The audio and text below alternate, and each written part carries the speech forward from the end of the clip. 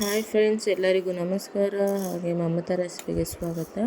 ನಾನಿಲ್ಲಿ baby food ಪಾಲಕ್ ಕಿಚಡಿ ಮಾಡ್ತಾಯಿದ್ದೀನಿ. ಹೇಗೆ ಮಾಡೋದು ಅಂತ ಹೇಳ್ತಾ ಹೋಗ್ತೀನಿ ಬನ್ನಿ ಫ್ರೆಂಡ್ಸ್.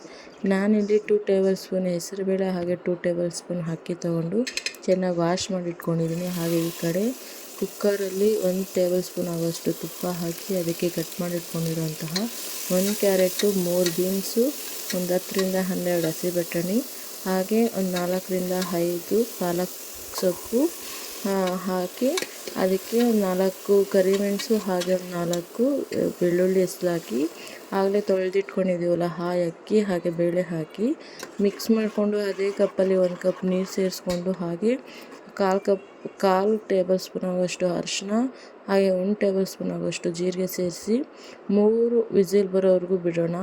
3 ವಿಸಿಲ್ ಆದಮೇಲೆ ಈ ಥರ ಸ್ಮ್ಯಾಶ್ ಮಾಡಿಕೊಂಡು ಬೇಬಿಗೆ ತಿನ್ನಿಸೋಗ್ಬೇಕಾದ್ರೆ ತುಪ್ಪ ಸೇರಿಸ್ಕೊಂಡು ತಿನ್ನಿಸಿ, ಬೇಕು ಅಂದರೆ ಸೇರಿಸಿ ತಿನ್ನಿಸಿ, ಇಲ್ಲಾಂದರೆ ಏನು ಅವಶ್ಯಕತೆ ಇಲ್ಲ.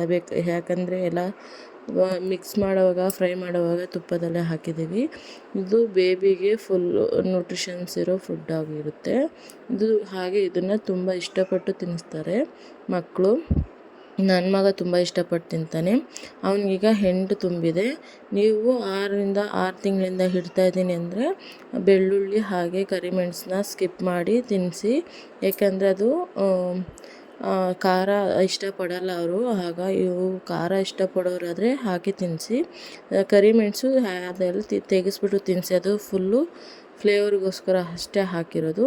ಇದು ತುಂಬ ಆರೋಗ್ಯಕ್ಕೆ ಒಳ್ಳೆಯದು. ಅಥವಾ ವೆಜಿಟೇಬಲ್ಸು ಸೊಪ್ಪಲ್ಲೆಲ್ಲ ತುಂಬ ನ್ಯೂಟ್ರಿಷನ್ಸ್ ಇರುತ್ತೆ. ಆದ್ದರಿಂದ ಈ ಥರ ಒಮ್ಮೆ ಮಾಡಿ ತಿನ್ನಿಸಿ ಫ್ರೆಂಡ್ಸ್. ಸಬ್ಸ್ಕ್ರೈಬ್ ಮಾಡ್ಕೊಳ್ಳಿ ಪ್ಲೀಸ್. ಲೈಕ್ ಮಾಡಿ, ಕಾಮೆಂಟ್ ಮಾಡಿ ಫ್ರೆಂಡ್ಸ್.